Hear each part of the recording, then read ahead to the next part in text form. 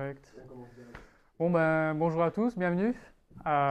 Aujourd'hui, on va parler d'un sujet qui peut paraître peut-être un peu ennuyant. On va essayer de faire bien les choses. On va parler de fiscalité des crypto-monnaies en Suisse. Donc, je vais déjà un petit peu me présenter. Lucas Nops, je viens du Jura. J'espère avoir réussi mon brevet en finance et compta. On saura dans 5 jours. Euh, Je travaille pour la société que j'ai fondée il y a 2 ans, Crypto Solutions, où c'est qu'on a une fiduciaire pour les entreprises ou les personnes qui possèdent de la crypto. Je suis basé au Jura et j'ai principalement des clients en Suisse romande. Donc beaucoup à Neuchâtel et puis sinon au Jura et dans le reste de la Suisse romande. Gescosa, c'est la fiduciaire familiale qui existe depuis 25 ans, où c'est que là, on offre toutes les prestations de fiduciaire, tout ce qu'il y a de plus classique. Qu'est-ce qu'on va voir ce soir? Donc, on va voir un petit peu, est-ce que c'est de la fortune privée, est-ce que c'est de la fortune commerciale? On va voir tout ce qui est revenus et fortune des personnes physiques. Ensuite, on va voir tout ce qui est les personnes morales, les entreprises. Et puis après, on va parler d'émissions de tokens. Donc, la différence entre une personne physique ou morale, c'est déjà une personne physique, c'est quelqu'un comme vous et moi. Mais ça peut aussi être une personne qui a une activité indépendante.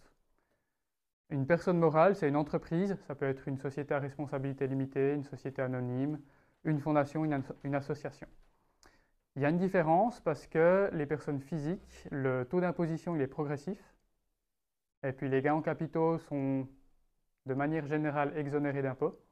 Et une personne morale, le taux d'imposition est fixe, ça va dépendre des cantons, et puis tous les bénéfices seront imposés de la même manière. Donc pour une personne physique, il y a 2 types d'imposition. Il y en a un peu plus, mais pour une déclaration d'impôt classique, on va dire qu'il y a il y a la taxation sur le revenu, et puis il y a la taxation sur la fortune. La taxation sur le revenu, le taux est progressif et on va payer de manière générale beaucoup d'impôts. Et sur la fortune, le taux d'imposition est faible, mais il peut aussi varier. Et une chose, les taux d'imposition varient selon tous les cantons. Donc je ne sais pas par cœur quel est le canton qui paye le moins d'impôts, ça doit être Zug, Schwyz, mais chaque canton a sa petite spécialité. Et les communes. Et les communes aussi. Euh, Qu'est-ce qui rentre en compte pour du revenu pour les personnes physiques? Tout ce qui concerne le minage, bon, je ne pense pas qu'il y en ait encore beaucoup en Suisse, du minage. Par contre, le stacking, ça rentre en compte pour du revenu. Tout ce qui est les intérêts sur des prêts ou des emprunts, ben, ça peut être déductible ou ça peut être imposable. Tout ce qui concerne les airdrops et ensuite le trading, ça peut être considéré comme du revenu. Le stacking et le minage sont considérés du revenu comme imposable. Et puis, si ça devient imposable, autant tenir une petite compta. Et comme ça, ben, les charges et les revenus, les charges sont déductibles et puis les revenus sont imposables. Ensuite, les prêts et les emprunts, ben, comme de manière classique, les intérêts sur un emprunt qu'on fait, ben, on peut les déduire de sa déclaration d'impôt. Et puis, les prêts qu'on va accorder, les intérêts qu'on reçoit, ben, devront être imposés. Si on fait de la DeFi, par exemple, qu'on fournit de la liquidité à un protocole, ce qu'on va recevoir en échange, la récompense, l'intérêt, il est imposable. Il faut le déclarer. Et puis à l'inverse, tous les intérêts qu'on paye parce qu'on emprunte quelque chose, même sur de la DeFi, on peut les déduire. Les airdrops, donc selon une notice de 2019 de l'administration fédérale des contributions, si on possède un objet qui nous donne droit à un airdrop, par exemple, je ne sais pas, moi j'avais un Bored Ape en 2021 et que je reçois des jetons Ape, c'est imposable. Par contre, si j'ai rien fait pour obtenir un airdrop, par exemple, j'ai juste utilisé MetaMask pendant ces 5 dernières années, et puis MetaMask sort un token, je reçois le token MetaMask, ça, c'est pas un airdrop qui est considéré comme revenu. Il faut qu'on possède quelque chose qui nous donne accès à un token ou qui nous donne droit à un token pour que celui-là soit imposable. Tous les frais qui sont liés à la réalisation de ce revenu, donc par exemple les frais de transaction qu'on a effectués pour encaisser ce airdrop, etc., c'est bien sûr déductible. Le trading, maintenant, ça c'est un petit peu la question, on va dire, essentielle qu'un peu tout le monde se pose. À partir de quand est-ce que je peux être considéré comme professionnel? Donc, c'est le même principe pour que les traders, on va dire, classiques, qui sont actifs en bourse. Donc, c'est une notice qui date de 2012. Et puis, en fait, cette notice, elle liste 5 critères. Et puis, c'est pas parce qu'il y a un critère qu'on ne respecte pas qu'on va être automatiquement considéré comme trader, mais il faut en cumuler quelques-uns. Alors, il y en a certains qui ont plus de prépondérance que d'autres, et puis on va les regarder ensemble. Donc, le premier, les titres vendus ont été détenus durant 6 mois au moins. Donc, si vous avez du Bitcoin et puis que vous le gardez sur plusieurs années, pas de problème, vous ne serez pas considéré comme trader. Si par contre vous achetez des tokens et puis qu'au bout de 2 semaines vous les vendez et puis que vous répétez ça plusieurs fois dans l'année, il y a déjà un peu plus de risques. Ensuite, le deuxième critère, il faut que le volume total des transactions, somme de tous les achats et de toutes les ventes, ne représente pas par année civile plus du quintuple du montant des titres et des avoirs au début de la période fiscale. Peut-être un peu chinois. Si au 1er janvier de l'année 2024, j'ai 10 000 francs en crypto, eh ben, mon volume de trading, j'ai le droit à un volume de 50 000 durant l'année. Si ça dépasse, ce critère-là est compté. Donc le volume est quand même relativement bas. Si on a des petits montants au début de la période fiscale et qu'on commence à beaucoup faire de volume d'achat et de vente, ben on peut assez facilement le dépasser. Le troisième critère, la réalisation de gains en capital provenant d'opérations sur titre n'est pas nécessaire en vue de remplacer des revenus manquants ou ayant cessé dans le but d'assurer le train de vie du contribuable. C'est normalement le cas lorsque les gains en capital réalisés représentent moins de 50% du revenu net de la période fiscale considérée. Donc, si vous avez beaucoup de gains en crypto et que durant cette année-là, vous arrêtez de travailler, il faut peut-être faire attention et se poser la question. Si les gains en capitaux représentent une grande partie du revenu ou que c'est le seul revenu durant l'année, ça pourrait être considéré comme du revenu. Donc, l'année où vous avez prévu d'arrêter de travailler, essayez de faire le moins de mouvements possible et de garder ces actifs-là plus de 6 mois. Parce que le critère qui a le plus de prépondérance, c'est le premier. Si vous gardez les actifs plus de 6 mois, normalement, vous n'êtes pas considéré comme trader. Le critère numéro 4, les placements ne sont pas financés par des fonds étrangers où les rendements de fortune imposables provenant de titres, par exemple intérêts, dividendes, etc., sont plus élevés que la part proportionnelle des intérêts passifs. Donc, si les revenus que vous générez en crypto-monnaie sont financés par quelqu'un d'autre, ben, là, ça sera un critère qui est imposable. Normalement, il faut quand même une licence ou quelque chose pour pouvoir gérer l'argent d'un tiers. Donc, ça ne devrait pas se faire par accident. Le critère numéro 5, c'est l'utilisation de produits dérivés.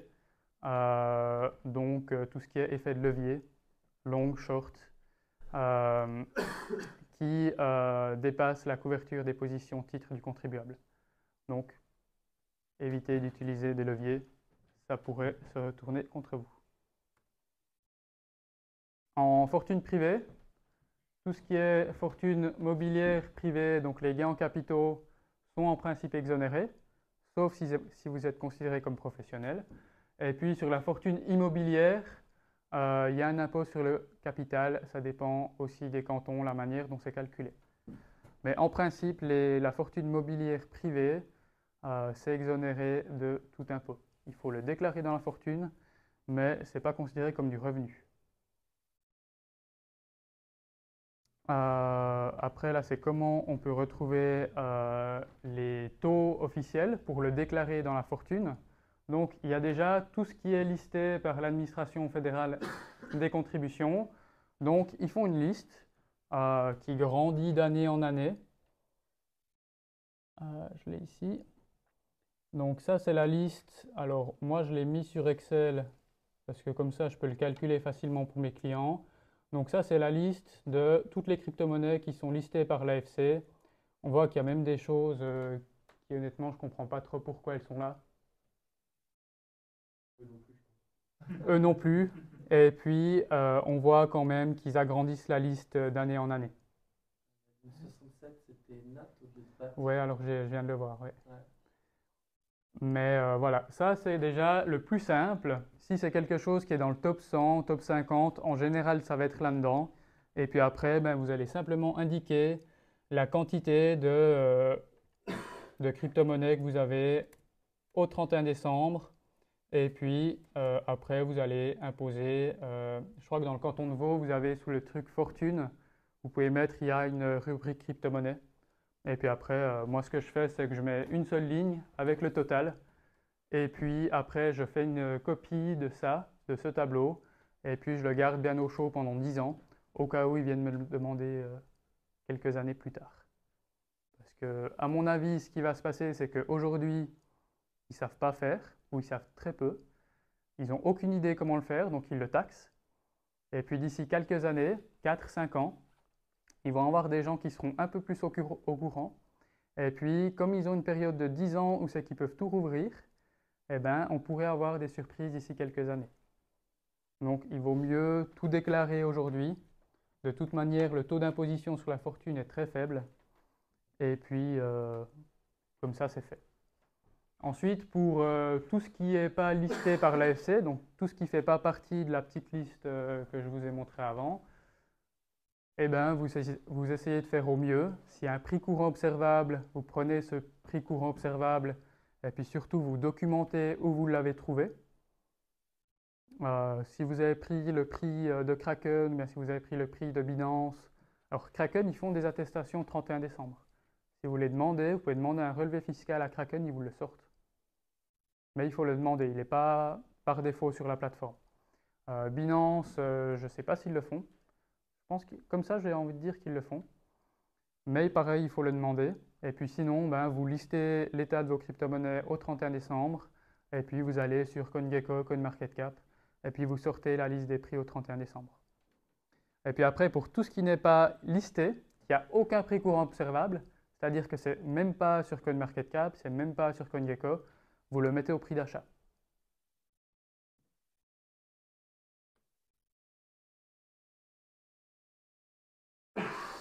Les NFT, pareil, prix courant observable au 31 décembre s'il en existe un. S'il n'en existe pas, le prix d'achat, si c'est en Ether, ben le prix d'achat en Ether fois le taux de l'Ether au 31 décembre. Les prêts et les emprunts, si vous faites un prêt en Bitcoin, ben, c'est la valeur, le prêt, il est à la valeur du Bitcoin en francs suisses au 31 décembre. Toujours le même principe. Les intérêts sont imposables. Alors les intérêts, on va éviter de prendre la valeur du Bitcoin au 31 décembre. On va essayer de prendre une valeur moyenne sur l'année.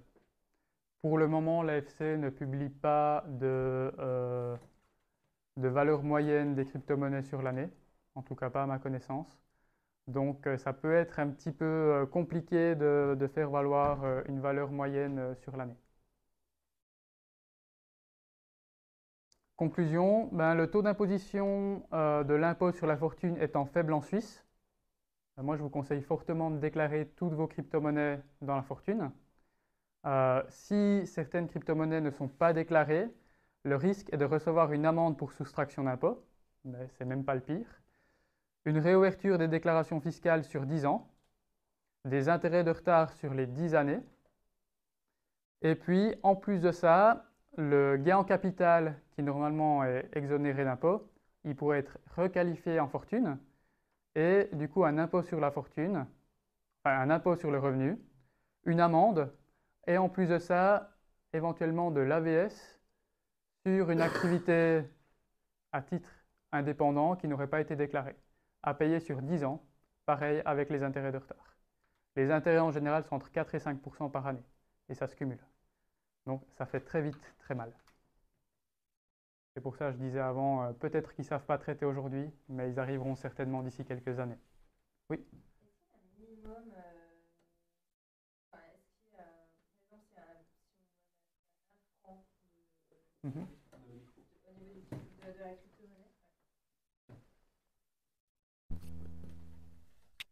est-ce que, par exemple, si on a 1 franc de crypto-monnaie, on n'a pas besoin de déclarer ça. Enfin, est-ce qu'il y a un minimum Alors, ou un maximum plutôt Alors, en principe, j'ai envie de dire, déclarer tout. Il vaut mieux déclarer 1 franc. De toute manière, sur 1 franc, on ne va même pas payer 1 centime d'impôt. Donc, vaut mieux tout déclarer dans la mesure où c'est que c'est faisable. Et de manière générale, les impôts, ils vont essayer d'aller fouiller là où ils peuvent récupérer de l'argent. C'est-à-dire que là où ils peuvent récupérer 1000 francs d'impôts, ça ne va peut-être pas les intéresser. Mais si ça représente 10, 15, 20 000 francs, ben là par contre ils vont réouvrir.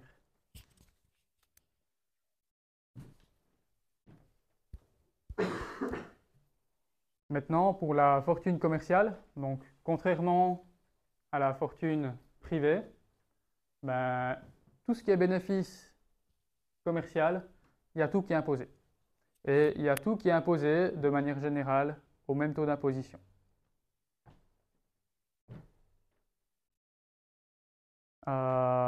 Donc pour les entreprises, c'est vraiment facile. Vous tenez une compta et puis c'est le bénéfice imposable, le bénéfice final qui est imposable. Maintenant, pour un projet qui voudrait émettre un token, donc il y a déjà 3 types de tokens différents selon l'AFC. Donc il y a les tokens de paiement, donc ça serait similaire à une monnaie étrangère, par exemple de l'USDT, USDC, facile à comparer. Ensuite, il y a des securities, ça correspondrait à une action d'une entreprise, similaire à un investissement, ou bien un utility token qui permet d'accéder à un service. Par exemple, le jeton NIM, il permet d'utiliser à terme le mixnet NIM, et bien ça serait un utility token. Et puis, en fonction de ces différentes catégories, il va y avoir une manière d'imposition qui est différente. Donc, les jetons de paiement sont considérés comme des monnaies étrangères, leur cours étant réévalué à la fin de chaque période fiscale. Donc ça, USDT, USDC. On pourrait argumenter Bitcoin, puisque c'est la monnaie du Salvador. Après, est-ce que les autorités le considèrent comme ça? J'en suis pas encore sûr. Dans le cas du BTC, si on n'obtient pas du minage, Ça serait du revenu. Ouais, ouais. Mais alors déjà, le minage, ça serait du revenu. Et puis après, il faudrait le déclarer quand même au 31 décembre de chaque année dans la fortune. Après, oui, en soi, même un jeton d'utilité pourrait être considéré comme paiement. En soi, je pourrais vous donner une chaise, ça pourrait être un paiement. Donc en soi, il faut que ça soit plus ou moins reconnu comme une monnaie par un État, comme l'USDT, l'USDC, ça s'associe au cours du dollar. Donc à ce niveau-là, on peut le considérer comme un jeton de paiement. Le Bitcoin, ça a été reconnu par certains pays comme monnaie nationale. Après, je ne suis pas convaincu que les banques ou bien même que l'État considère que ce soit un jeton de paiement, on va dire.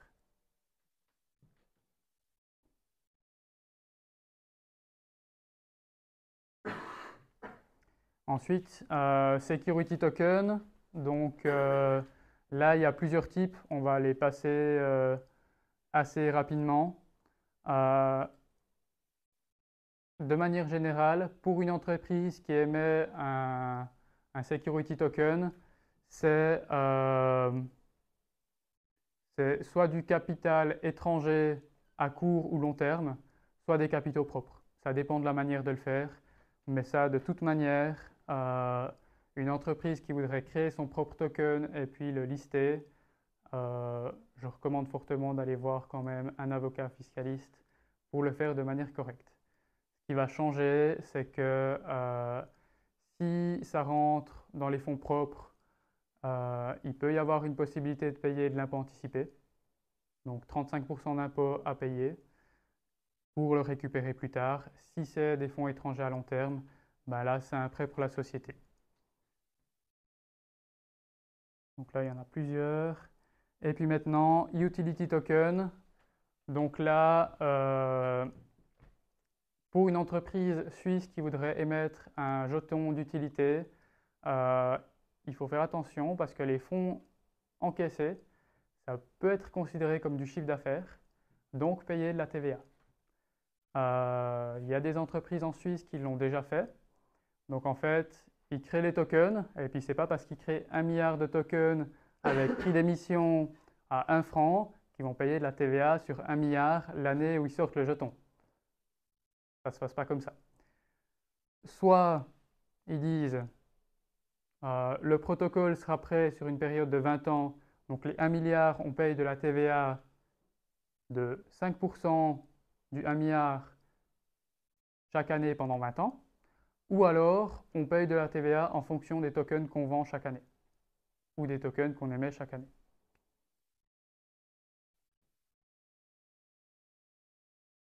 Et puis ça, c'était des questions que j'avais fait pour le brevet en finance et compta. Est-ce que vous avez des questions de manière globale? Alors, c'était des questions comptables, donc je ne sais pas si ça vous intéresse beaucoup. Ouais. Pour revenir sur le stacking et le minage, Oui. Pour un revenu, on déclare à quel cours? Parce que si on a, ou même en DeFi, si on reçoit du revenu toutes les X secondes, Ouais. minutes ou tous les jours, voilà, à la fin de l'année, on fait une moyenne par mois. Alors, normalement, ce qui fait foi, c'est la valeur en francs suisses au moment de la réception du paiement. Par exemple, moi, si à mes employés, je leur verse un salaire en Bitcoin, ben, ça sera la valeur du salaire au moment du paiement. Si toi, tu reçois des intérêts, par exemple, en faisant de la DeFi, c'est la valeur du paiement au moment de la transaction en francs suisses. Ça peut être compliqué à retrouver, d'où le fait de trouver des cours moyens mensuels ou des cours moyens annuels. Mais ça, il y a peu de plateformes qui le font. Et puis, il n'y a pas vraiment, l'AFC ne le publie pas forcément. Donc, tu pourrais prendre le cours journalier, sortir le cours journalier d'une crypto, tu le sors tous les jours, et puis tu fais la moyenne sur l'année, ou bien sur chaque mois. Et puis après, chaque mois, ben, tu prends les intérêts, les revenus que tu as fait, et puis tu les multiplies par le taux que tu as trouvé, le taux moyen mensuel. Ça pourrait être une idée. Mais si tu les convertis pas en francs, Alors, que tu les si convertisses, tu les laisses, tu vois, tu les laisses que tu les convertisses ou pas en francs, c'est ça. c'est la valeur en francs suisses au moment du paiement, qui est considérée comme revenu. C'est ça, mais le paiement, là, c'est réception. Oui. C'est ça. Oui. Donc, on fait une moyenne. S'il y a une réception tous les jours, Mhm. on peut faire une moyenne sur le mois. Oui. Et après, on fait le. Oui. Ok. Après, il faut juste bien le documenter pour pouvoir le démontrer plus tard à l'autorité. Ça peut vite devenir une machine à gaz. C'est ça. Ouais. Après, tu peux trouver des API assez facilement pour essayer d'automatiser tout ça. Et puis même extraire le cours journalier d'une crypto sur l'année, je pense que ça te prend 10-15 minutes. Et puis après, bah, tu prends, chaque fois que tu as reçu un paiement, peux le sortir aussi, par exemple, depuis Etherscan. Tu prends ton adresse, tu sors tout d'un coup, puis après, tu prends le taux mensuel ou le cours journalier. Ok. Je pense qu'en 1-2 heures, si tu as tout sur la même adresse, c'est assez facilement faisable.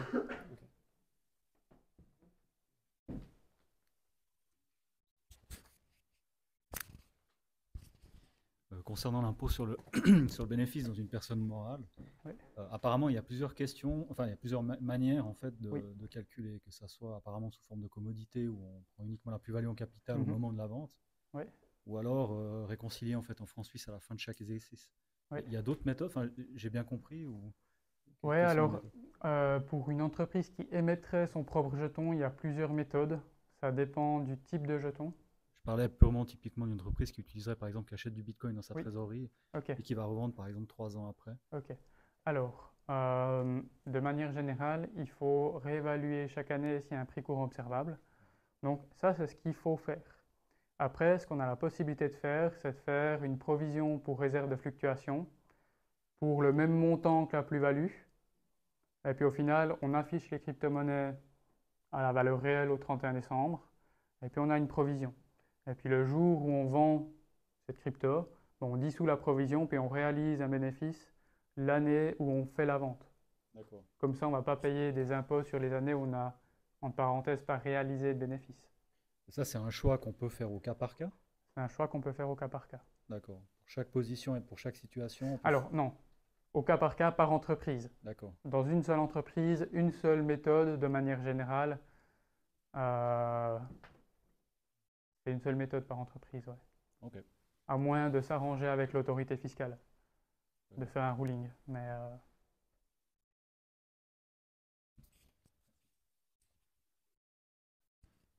Pour les dons crypto, Oui. comment ça se passe comme sur les donations dans le système Oui. habituel? ouais, Il c'est n'y le a même pas de principe. montant. C'est le même montant, c'est la valeur de la transaction. Enfin, c'est la valeur au moment de la transaction. La valeur en francs suisses au moment de la transaction. Donc là, aujourd'hui, je vais faire une donation. Le Bitcoin est à 60 000 francs.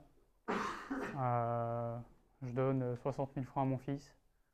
Ben, au final, c'est la valeur d'aujourd'hui. Ce n'est pas la valeur, par exemple, à la fin de l'année. Ouais, c'est bon. Moi, c'était par rapport au airdrop. Tu nous as dit que ça rentre dans la catégorie airdrop à condition d'avoir en possession un NFT qui permet Un NFT ou par exemple un autre token. Oui, enfin voilà, d'avoir on Mhm. va dire un objet, même si c'est Un virtuel. actif qui te génère voilà, c'est le ça. droit à ce airdrop. Mais dans le cas où on a un airdrop parce que, je sais pas, on était présent quelque part ou parce qu'on Mhm. a participé à une blockchain, il n'y a pas on possède rien, juste on était là au bon moment, on va dire. J'ai envie de te C'est en dire que fortune. non, mais ça va dépendre, à mon avis, du montant. Si tu reçois un montant de 30 ou 40 000 francs comme ça, à mon avis, l'autorité fiscale va dire C'est du c'est du revenu. revenu. Si c'est quelque Ok. chose de quelques centaines de francs, je pense qu'ils s'en fichent un peu. Mais dès Est-ce que ça que représente quelques milliers de francs, ils peuvent, à mon avis, il vaut mieux les appeler, Ouais. demander, être sûr, et puis comme ça, c'est réglé. Et ça peut pas rentrer dans la catégorie fortune parce que. Alors, dans tous les cas, il faudra le déclarer dans la fortune. Ok, d'accord, dans tous les cas. Par contre, après, dans le revenu, ben, ça va dépendre un C'est petit au peu cas par du cas. cas par cas. Ok. Merci. Oui, donc sur le fichier Excel où on liste nos différents tokens, c'est suffisant de juste lister la quantité de tokens. J'ai pas besoin de Oui. lister les adresses, n'est-ce pas? Non. Donc, Alors, en soi, on devrait lister les adresses. Personnellement, je ne le fais pas. Je les garde chez moi dans mon fichier, puis je les affiche pas. Il vaut mieux garder les adresses à un endroit, si jamais ben, on doit pouvoir se justifier. Par contre, moi, je déclare pas forcément les adresses. mais est-ce qu'on peut imaginer qu'un jour ça va être On peut systématique? imaginer qu'un jour, il les demande. Ouais. Ouais. Quelqu'un à Bienne m'avait dit que maintenant, dans le canton de Berne, il commençait à demander les adresses. Donc, à voir comment ça évolue. Dernière petite question. Imaginons qu'un malin crée un token qui s'appelle Taxcoin et que tous les jours de l'année il vaut 1, c'est un stablecoin, et puis le 31 décembre il vaut 0. Ouais. Comment ça se passerait dans ce cas-là? Bah, on déclare dans la fortune 0. C'est la valeur au 31 décembre qui fait foi. Il y a peut-être une idée pour créer un petit coin qui s'appelle Taxcoin.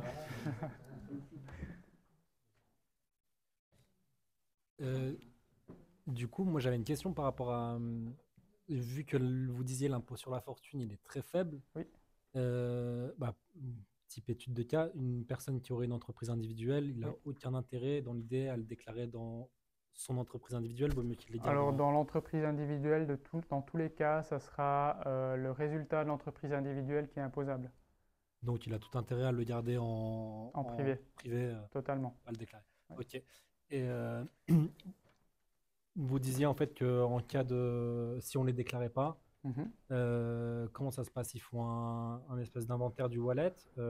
Parce qu'il y a des choses, je sais pas, si on a acheté des NFT au plus Mhm. haut ou il y a eu du Ouais. scam, etc. Sur quelle base ils peuvent Alors, nous imposer? moi, ce que je fais, c'est que tout ce qui a une valeur au 31 décembre, et tout ce qui a une valeur, en tout cas jusqu'au moment où j'ai rempli la déclaration fiscale, je le déclare comme fortune au 31 décembre.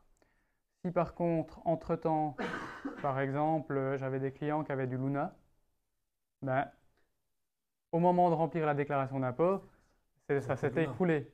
Donc là, on a mis Luna, on a mis la quantité au 31 décembre, on a mis valeur 0.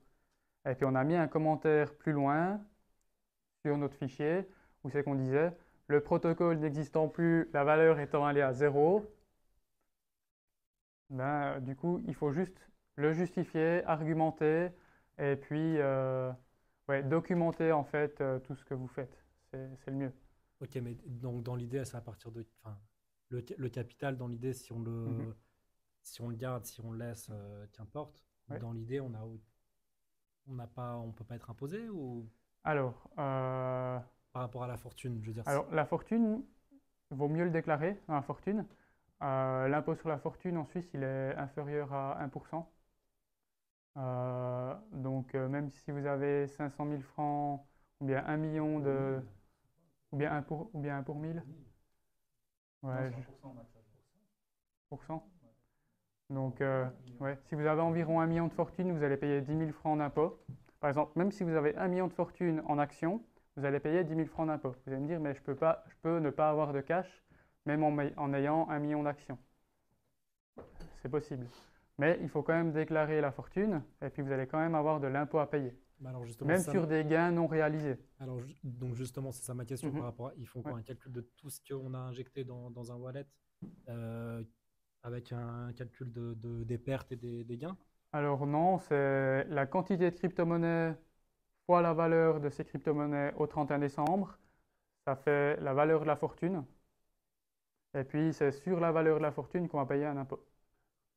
Du coup, en boule ou en bière, on passe du. Ouais. Ouais. Il y a des années où c'est que ça vaudra pas grand-chose, des années où ça vaudra beaucoup. Et puis du coup, ben, chaque année, alors moi je fais un suivi. Mais ça, ils sont au courant qu'il y a un cycle comme Alors ça? ça, ils sont au courant. Ouais. Ils sont au courant, mais en Suisse, on a l'avantage que si on n'est pas considéré comme professionnel, les gains sont exonérés d'impôts. Donc si j'achète du Bitcoin je sais pas moi, fin 2022, et puis j'achète du Bitcoin à 15 000 francs, fin 2023, ben, il en valait 35 000. Imaginons que j'ai acheté un Bitcoin en 2022, je l'ai affiché à 15 000 francs. L'année d'après, il en vaut 35. Bon, je ne paye pas beaucoup d'impôts dessus.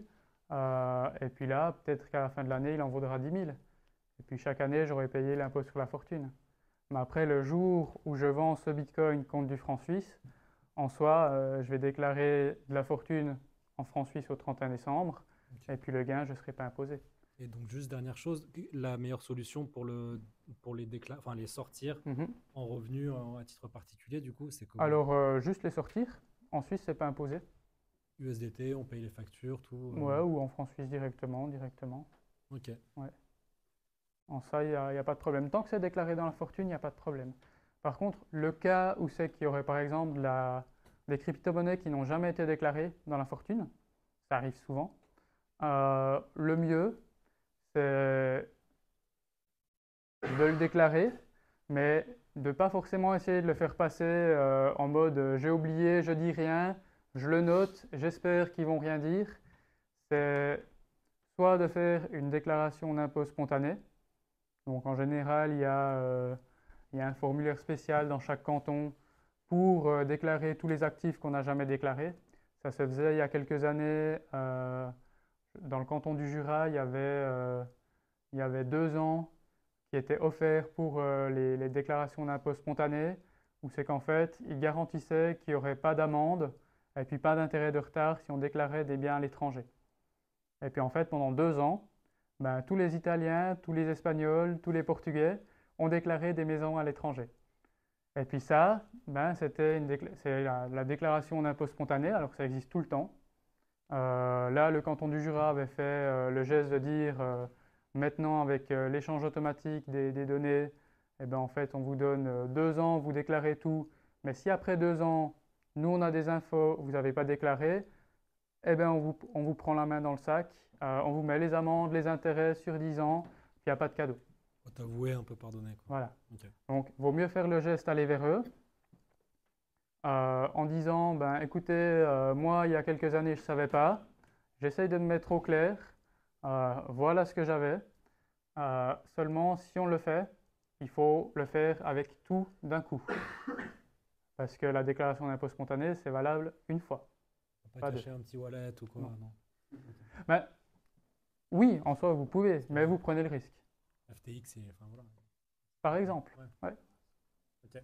Alors ça, j'ai pas eu de client, mais par exemple, si vous aviez des fonds sur FTX, vous pouvez dire, ben, écoutez, c'était sur FTX, moi je le mets à 0.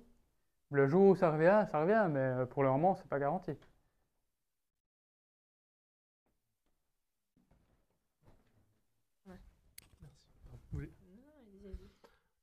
Est-ce que les cryptos, c'est un peu comme le cash? Au 30 décembre, on peut retirer 10 000 francs suisses et leur mettre les 5 janvier en banque. Et du coup, est-ce qu'on peut envoyer, genre, je sais pas, genre 2 bitcoins à quelqu'un de la famille et puis Oui. ben, le 5 janvier, les récupérer? Alors, en soi, tu peux le faire. Par contre, n'oublie pas que ben, c'est des informations qui sont publiques et puis qui resteront immuables de manière publique. Donc, le jour où, dans les autorités de taxation, il y a quelqu'un qui comprend comment ça fonctionne, eh ben, ce petit schéma, il aura vite fait de le retrouver.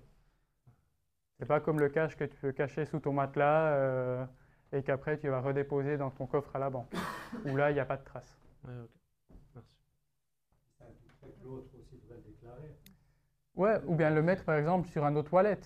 Mais du coup, c'est des informations qui restent visibles pour quelqu'un qui sait chercher. Je voulais savoir, par exemple, au niveau des NFT, j'imagine une plateforme qui vend des NFT et qui propose ces NFT avec plusieurs crypto-monnaies. Ouais. Comment ça se passe au niveau de la fiscalité pour cette société? Alors pour cette Est-ce que c'est au société, niveau de la vente ou... mais cette société, en fait, elle va prendre des commissions sur l'achat et la vente de chacune de ces crypto-monnaies. Ces commissions seront du revenu. Et puis après, de ces revenus seront déduits ben, toutes les charges de salaire, les charges d'exploitation de la société. Et ensuite, c'est le bénéfice imposable de la société qui fait foi. Ok.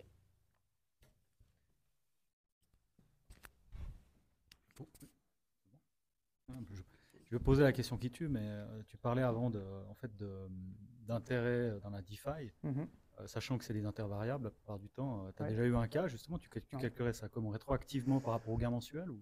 Honnêtement, je pense que je prendrai l'adresse du wallet, je ferai un export Etherscan ou autre de toutes les petites rentrées qui sont venues durant l'année.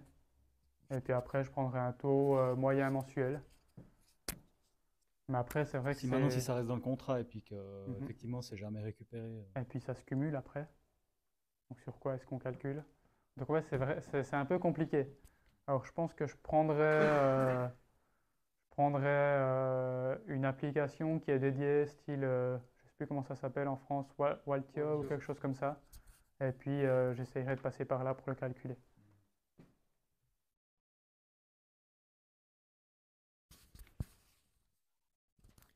Avec l'expérience actuelle, est-ce que les services de contribution reviennent de temps en temps vers une fiduciaire? Alors, Ouvert à l'heure super fiduciaire. actuelle, j'étais au séminaire fiscal jurassien il y a 3-4 mois. Pour le moment, ils nagent complet. Donc, ils vont taxer, c'est ce qu'ils m'ont dit, mot pour mot, ils disent, on va taxer, dans quelques années, on aura quelqu'un qui saura peut-être traiter, et s'il y a quelque chose à réouvrir, on réouvrira à ce moment-là. Mais pour le moment, on considère ça comme une minorité. Alors en 2018, ils avaient fait la statistique, il y avait moins de 100 contribuables qui avaient plus de 50 000 francs en crypto-monnaie au Jura, donc c'était peu. En 2020, c'était à peu près 200-300. Ça augmente un petit peu chaque année. Donc quand ça sera un volume qui jugeront qui est important, je pense qu'ils engageront quelqu'un. À mon avis, au Jura, on a du retard. Donc dans les autres cantons, à mon avis, les autorités sont prêtes avant et engageront des gens avant. Ça, on a fait en Valais, il y a des systèmes où c'est l'intelligence artificielle. Certainement. Ouais. Ouais. Ouais. Ouais, surtout que une fois que les informations, une fois qu'une transaction a été effectuée, elle reste à vie. Donc c'est ça le plus gros risque. C'est que même si on le cache bien aujourd'hui, c'est pas dit que dans 10 ans on n'aura pas les outils pour tout tracer. Par rapport aux 5 critères. Oui. Par rapport aux 5 critères, la fiabilité de ces critères, c'est-à-dire que là, c'est une juridiction qui a donné ça? Alors, c'est l'administration fédérale des contributions. Directement? Ouais, qui a publié ça. Et puis, le quatrième, si c'est financé par des fonds étrangers, ça c'est celui qui a le plus de prépondérance. Après, c'est celui où c'est que les actifs sont gardés plus de 6 mois. Donc, si vous êtes financé par des fonds étrangers et puis que vous gardez chaque actif 10 jours, il y a une forte chance que vous soyez considéré comme professionnel. Si en plus de ça, vous n'avez pas d'autres métiers à côté, là, 100% vous êtes considéré comme professionnel. Si par contre, vous avez une activité professionnelle avec des revenus qui vous permettent de vivre, vos actifs, vous les conservez plus de 6 mois, vous n'utilisez pas de levier, ce n'est pas financé par des fonds étrangers, quasiment aucune chance que vous soyez considéré comme professionnel. Et ça, à quel moment ils vont se poser la question de savoir si on est professionnel ou pas? C'est un contrôle, c'est 2-3 ans après, ouais, par exemple. Ça Ouais. se fait pas rapidement, quoi. C'est pas... Non, non. À moins que s'il n'y a aucune activité professionnelle et puis que là, ils voient que vous faites des grosses plus-values, ils vont se poser la question. D'accord. Après, si vous êtes considéré comme professionnel, l'avantage, c'est que les bénéfices et les pertes sont déductibles et imposables.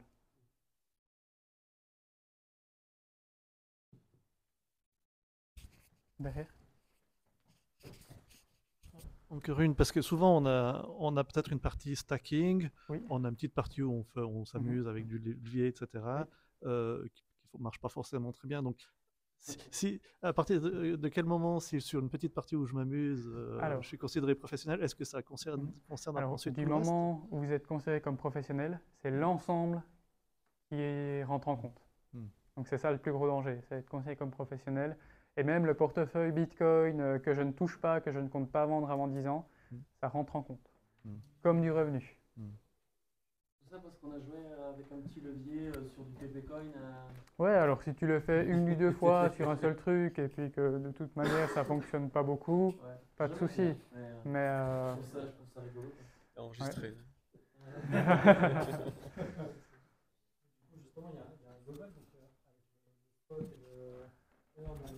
Une fois que c'est considéré comme professionnel, c'est l'ensemble qui est considéré comme pro. Ok, mais tant qu'on est en particulier, c'est impôt sur la fortune. Et... Alors, un particulier qui garde ses actifs moins de 6 mois, qui est financé par un tiers et puis qui fait beaucoup de volume avec du levier, il sera considéré comme professionnel sur tous ses portefeuilles privés. Et si on ne fait pas de trading non. Spot.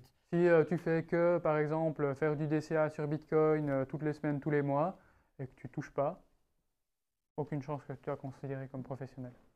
Comme un troisième pilier. Et juste, j'ose vous demander, sur Crypto Solutions, vos clients types ou le... Alors, c'est beaucoup des entreprises qui travaillent, soit qui ont des protocoles, soit des brokers, soit des devs, toutes sortes. Et puis après, quelques personnes privées aussi pour les déclarations fiscales. Et justement, sinon, ça vous faites du coup. Ouais. Okay. Et sinon, les déclarations fiscales, là, alors spécialisées pour le canton du Jura, mais on fait aussi Neuchâtel, Vaud, j'en ai fait une hier, Valais, et puis aussi Zug et Zurich. Parce que c'est compliqué quand même la déclaration fiscale pour la crypto. Ça dépend les cas, c'est au cas par cas. Et puis de manière générale, les règles générales, c'est les mêmes pour tout le monde. Alors, il y a quelques spécificités selon les cantons, mais sinon, ça reste la même chose, plus ou moins.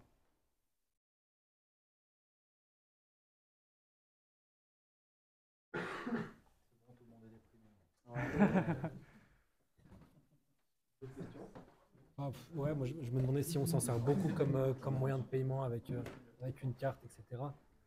J'arrive pas à me dire comment il faut la déclarer comme une fortune, quoi. S'il y a beaucoup on va dire, de transactions. Mais alors en soi, s'il y a beaucoup de transactions, par exemple, vous l'utilisez comme moyen de paiement, ça, en soi, on s'en fiche comment vous le dépensez. C'est l'État au 31 décembre qui fait foi.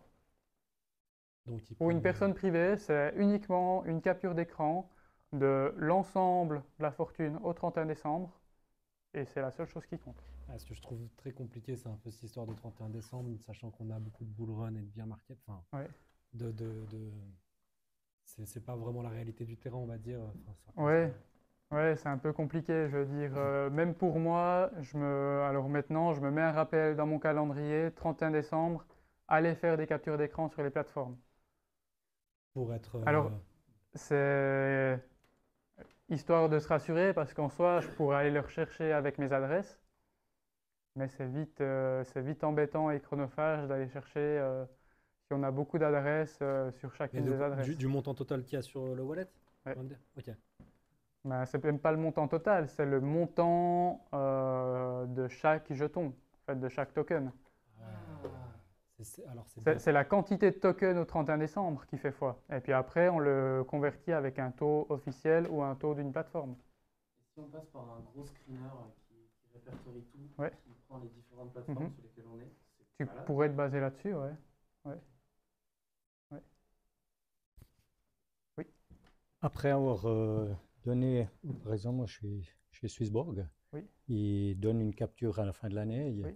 De simplement mettre un montant global sans redonner le détail des transactions. Alors moi, ce que je fais, c'est que dans la déclaration d'impôt, moi, je mets un montant global.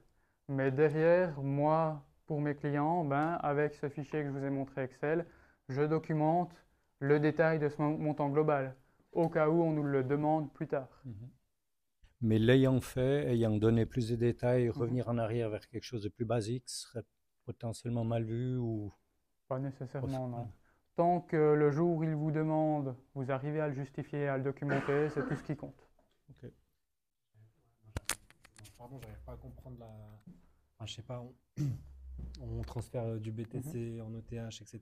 Comment ils arrivent... Enfin, je veux dire, s'il est au plus haut le BTC, que le TH il était encore alors, là, la Suisse, c'est un des rares États qui impose sur la fortune. C'est quasiment le seul. Et puis du coup, ça fait que les gains en capital sont pas imposables. En France, par exemple, si vous achetez à 10 000 et puis que vous revendez à 110, vous faites 100 000 de gains, 60%. Vous allez avoir une flat tax de 30 ou 60%. Vous allez payer 60 000. Alors, il me semble que c'est 30. Moi. Pour les pros, c'est 60. Pour les pros, c'est 60.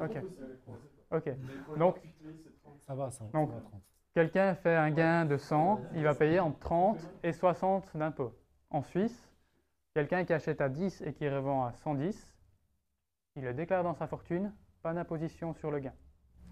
Donc vous conseillez fortement de faire une simple déclaration sur la déclaration d'impôt au 31 décembre, l'ensemble de la fortune. Screen du wallet FTX. Voilà. Moi je suis en Suisse. C'est une chose que je n'ai pas réussi à suivre, je crois, c'est quand on est privé, donc. Oui. Ah oui. Oui, excusez-moi.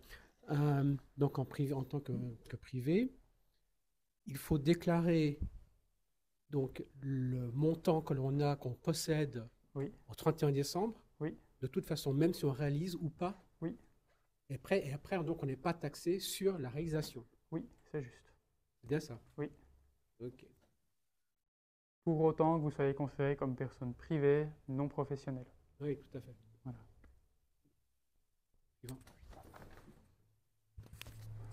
Si un petit Français expatrié depuis 3 ans en Suisse vient de découvrir aujourd'hui, le 6 mai à 19h50, que en fait, il devait déclarer toutes ses positions dans sa fortune et qu'il ne l'a jamais fait et qu'il va aller voir les impôts pour une déclaration spontanée, à quoi est-ce qu'il doit s'attendre?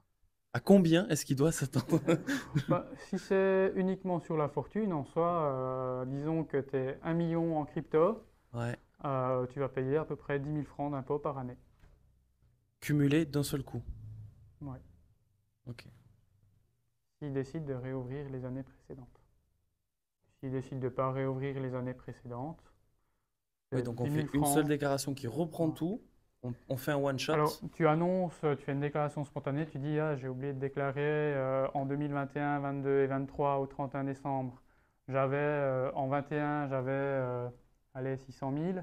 En 22, c'était un peu plus bas, j'avais 300. Et puis en 23, j'avais 1 million.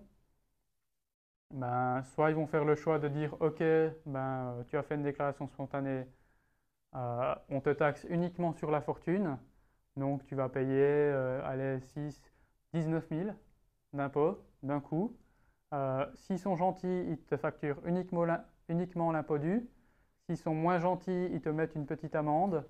Et puis, peut-être des intérêts de retard. Et oui, donc il peut y avoir amende et intérêt même. Peut-être. Okay. Mais si ce n'est pas le cas et que plus tard, ceux qui disent « Ah, monsieur, vous aviez des cryptos pas déclarés, vous avez fait des plus-values, on ne considère pas que c'est du gain en capital qui est exonéré, on le considère comme revenu. La plus-value que tu as fait de 300 à 1 million, ça fait 700 000 de revenus. Là, tu vas te retrouver à payer 350, 400 000 d'impôts d'un coup. C'est un peu plus mal. Non, mais il y a des pays où il n'y a pas d'extradition. Hein. Merci. Ouais. Il ne faut pas oublier non plus que les impôts, on a des routes, on a des écoles, on a des hôpitaux, oui. La qualité de vie. Non, et puis en Suisse, alors que ça dépend des cantons, mais en Suisse, de manière générale, tu peux les appeler. Tu as affaire à des personnes humaines, et puis tu leur dis, mais écoutez, je ne savais pas, je venais de France, on m'a pas dit. Déclaration des comptes, mais sans. Ouais. On m'a pas dit qu'il fallait faire comme ça. J'aimerais bien me mettre au clair. J'aimerais bien faire les choses justes. Comment est-ce que je peux faire au mieux? Et puis, avant de leur dire ça, tu dis pas ton nom. Et si on compte, si on compte déménager dans le canton de Fribourg, ça vaut le coup d'attendre 2 mois pour les noter? De toute manière, ils communiquent.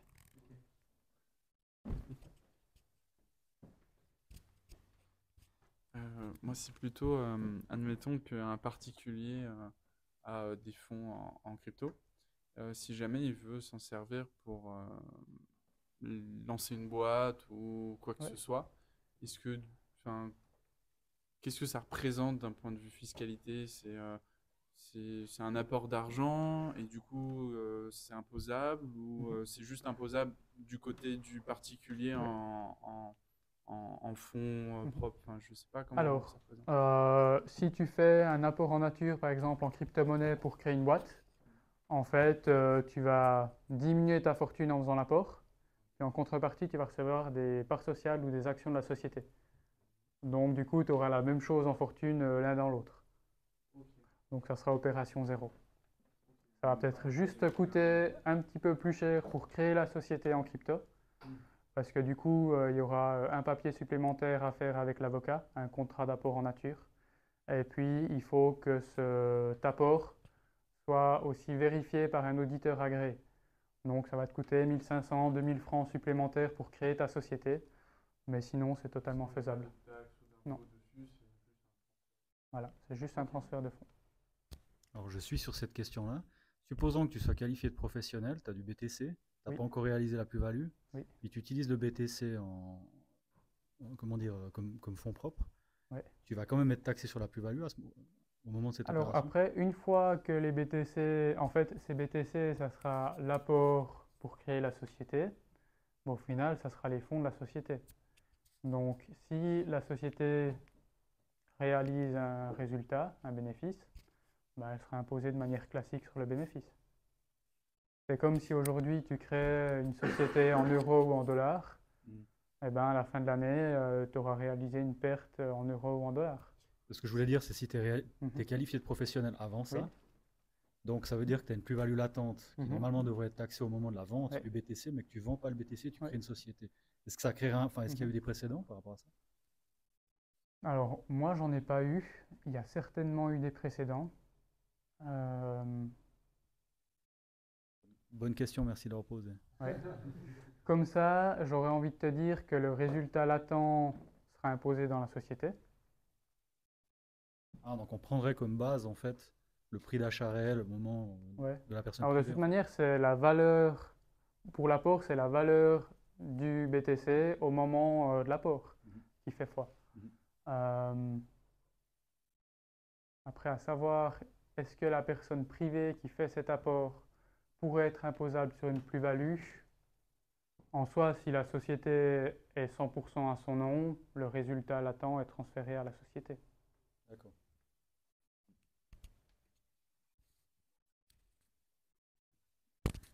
Pour rebondir sur cette question, plus basiquement, aujourd'hui en Suisse, c'est accepté par tous les cantons de fournir le capital initial 100 000 ou 25 000 ou autre en BTC uniquement? Alors, à mon avis, ça va dépendre des registres du commerce. Le registre du commerce du canton de Neuchâtel est très au point. Les autres, je ne sais pas. Mais sur Neuchâtel, création d'entreprise avec des fonds propres uniquement BTC, tout à fait possible. Ouais. De manière générale, la règle, c'est que on apporte plus que ce qui est nécessaire. Ils prennent un petit peu de marge. Donc, par exemple, pour une SA où il faudrait 100 000, ils veulent qu'il y ait un petit peu de marge, et puis ils exigent 130.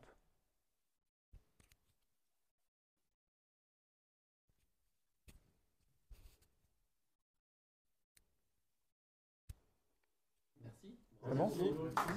Merci.